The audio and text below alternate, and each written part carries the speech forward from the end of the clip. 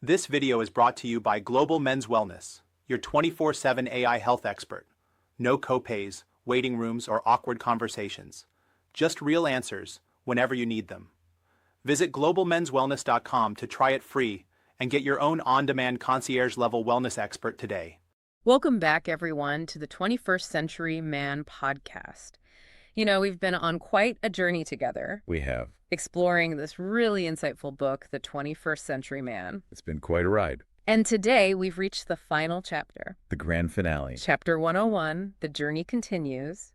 And for this deep dive, Yes. we're going to be drawing directly from Dr. Judson Brandeis' personal reflections and experiences as he shares them in these pages. So, as we conclude this exploration of the 21st century man, Yay. our goal today is to really try to distill the essence of Dr. Brandeis' final insights in this chapter. Yeah. And we're going to try to understand, what were the driving forces behind his journey? Yes. What significant challenges did he have to navigate? Yeah, And most importantly, what are the enduring lessons that he learned? right. And how can those lessons, provide a valuable perspective for you, the listener, on your own path? That's what we're here for. Absolutely. Okay, so let's unpack how this whole journey really kind of kicked off for Dr. Brandeis. He actually pinpoints a very specific moment of inspiration, and it was reading an article in the Urology Times Oh. about new technology for erectile dysfunction. Interesting. Now, what's fascinating here Yeah. is how this seemingly small piece of information Right. acted as a major catalyst for him. I see. It wasn't just about some new gadget, Right. For Dr. Brandeis, I see. this really ignited a desire to be at the cutting edge of his field Uh-huh. and offer his patients the most advanced care possible. Of course. And this highlights a crucial insight, I think, for all of us. What's that? That staying curious Yes. and open to new developments can lead to unexpected Yeah. and significant opportunities. That's true. Yeah, and this wasn't just a passing interest for him. Okay. He was so compelled that he immediately sought out training, Really? flew to Miami for a weekend immersion Wow. in this new technology. And get this, What? by the end of that weekend, his conviction was so strong that he purchased a shockwave machine right there and then. He just went for it. He did. That's fantastic. That speaks to a real entrepreneurial mindset, wouldn't you, No, Swat? absolutely. It Yeah. underscores the importance of recognizing potential and then acting decisively. Yes. He didn't just, passively learn about it. Right. He saw the practical application Okay. and was willing to invest the resources Yeah. to bring it to fruition. Totally. So following that, his decision to treat 20 trusted patients and even himself Yes. to validate the technology firsthand Mm. demonstrates a real commitment to thoroughness Yes. and a belief in its efficacy. Right. So I think it begs the question for us. Yeah. What can we learn from that approach of personal validation when we're considering something new in our own lives? It's such a good point. Yeah. He wasn't just jumping in blindly. Right. And the successful results that he both experienced and witnessed Uh-huh. led to the development of a private pay sexual medicine center Okay. adjacent to his existing urology practice. Interesting. Now, for those who might not be familiar, a private pay model essentially means that patients directly pay for the services that they receive, Okay. rather than relying solely on insurance coverage. I see. This really showcases his entrepreneurial spirit Yeah. in identifying a specific need Right. and creating a dedicated solution. Absolutely. He saw an opportunity to offer specialized care Mhm. in a way that perhaps the traditional insurance-driven model Yeah. didn't fully accommodate. Interesting. So this move not only reflected his belief in this emerging field, Right. but also a real savvy business acumen. I agree. But this is where the story takes a bit of a turn, All and right. it gets really interesting. Okay. Dr. Brandeis had envisioned this new center as a way to strengthen their group financially Right. and maintain their independence as a practice. Uh-huh. But his partners held a different long-term view. Is that right? They were increasingly inclined towards being acquired by the local hospital Right. and becoming employed physicians. Oh. Talk about a fundamental clash of visions. Yeah, you have Dr. Brandeis driven by this entrepreneurial spirit Right. focused on innovation and autonomy. Exactly. And then you have his partners who are perhaps prioritizing security and maybe a different set of professional priorities that hospital employment might offer. Right. It's not a matter of right or wrong. Yeah. It's just two fundamentally different paths Yeah. that they wanted to pursue. Right. And it makes you think, how often do we see similar situations play out All the time. in various professional settings, right? Absolutely. Where differing long-term goals Yeah. lead to conflict. Exactly. And this underlying tension, as Dr. Brandeis recounts, Yeah. continue to escalate. Uh-huh. And then comes this moment that sounds absolutely jarring. Okay. He describes arriving at work one morning Yeah. to discover that his business email access had been completely revoked. Oh, wow. That's a pretty significant and immediate signal of a serious problem. Yeah. In any professional context. I mean, Yeah.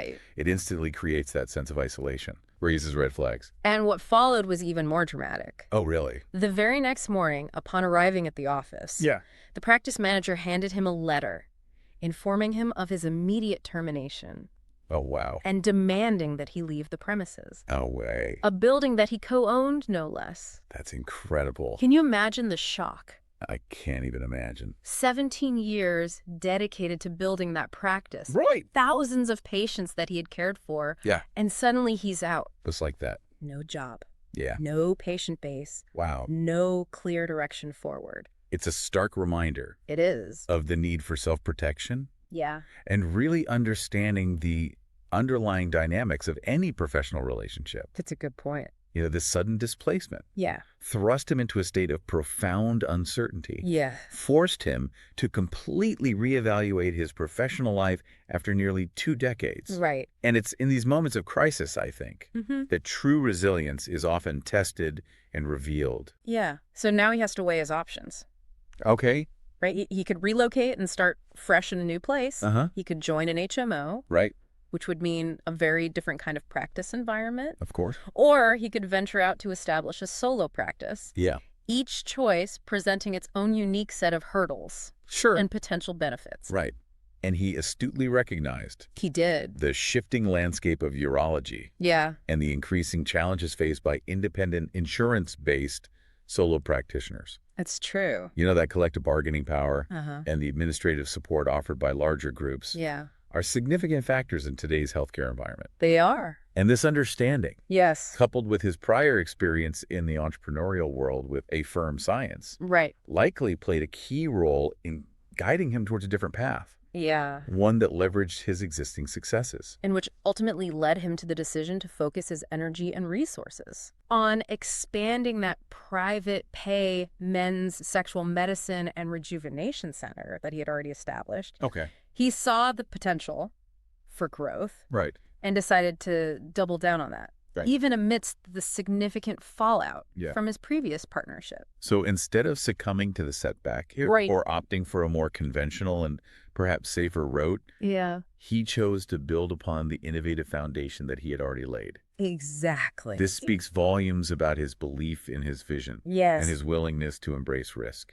But the challenges didn't end with his termination, did they? Oh, they didn't? No, not at all. What happened? His former partners actively sought to undermine his new venture. He recounts them blocking his access to his own patient records. We're talking about approximately 4,000 patients It's a lot of patience. that he had built relationships with over years. Oh, my God. And also withholding payments Really? that were rightfully owed to him. Wow. This paints a picture of a very contentious and difficult situation. It does. So blocking access to patient records Yeah. is a particularly impactful and, frankly, ethically questionable move, Right. as it directly impeded his ability to continue providing care to individuals who trusted him. It's true. And the withholding of owed funds added significant financial strain to an already challenging period Of course. of starting a new practice while dealing with the fallout of the old one. Exactly. He felt compelled to take legal action. Okay. And this is where he describes it as his David versus Goliath battle, Wow. going up against the legal resources of his former partner's corporation Uh-huh. and their insurance company. That sounds incredibly stressful and demanding. It does. The imagery of David versus Goliath really captures the asymmetry of the situation. Right. He was facing these well-funded entities with established legal teams, Huh? and he was navigating not just one, Yeah. but 2 separate lawsuits, Oh, my goodness. all while simultaneously trying to establish his new medical practice, Right. continue growing his supplement business, F-Firm Science, Wow. and crucially fulfilling his responsibilities as a husband and a father to 4 teenagers. The sheer magnitude of what he was juggling It's unbelievable. is quite remarkable and really speaks to his extraordinary capacity for perseverance. It's truly inspiring. Yeah. And he then shares this really interesting and perhaps unexpected source of encouragement. That's a... While setting up his new medical office, Aye. he connected with Florence Fang, Oh, yeah? the former owner of the San Francisco Examiner. Oh, wow. What's significant here is the power of human connection and the unexpected ways in which we can find inspiration. Yeah. Florence Fang, a self-made businesswoman who had navigated her own set of challenges and triumphs, became this kind of mentor figure, offering valuable perspective and encouragement during a particularly difficult time for Dr. Brandeis.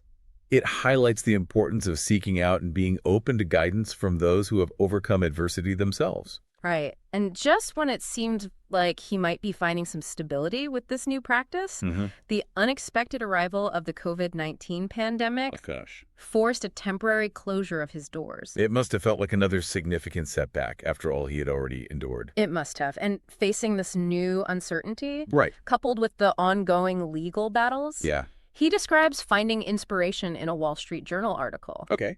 And this article suggested that emerging from the pandemic with a new skill or a new product would be vital. Interesting. This sparked the initial idea for the 21st Century Man book. Wow. It's a testament to his proactive mindset. Right. Always looking for ways to adapt and create value. Yeah. Even in the midst of crisis. I love that. And his motivation for writing the book is deeply resonant with the core themes we've explored throughout our deep dives into the 21st Century Man. It is. He wanted to reach men, in particular those who often prioritize the well-being of others and may inadvertently neglect their own health. Yes. His aim was to encourage proactive health management, emphasizing prevention and early intervention.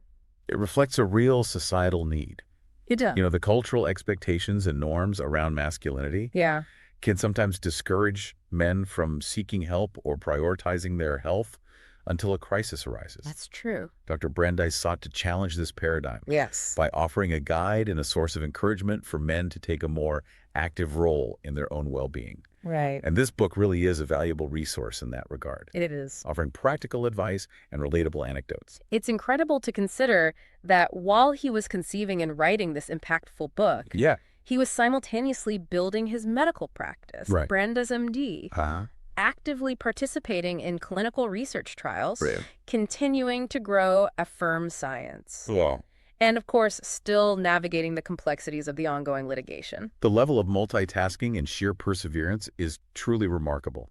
It underscores his extraordinary resilience. It does. And his ability to manage an immense amount of pressure and responsibility. Right. I mean, each of those endeavors, establishing a medical practice, conducting rigorous research, running a business, engaging in legal proceedings, demands significant time, energy, focus. Absolutely. To undertake them concurrently is a testament to his unwavering drive and determination.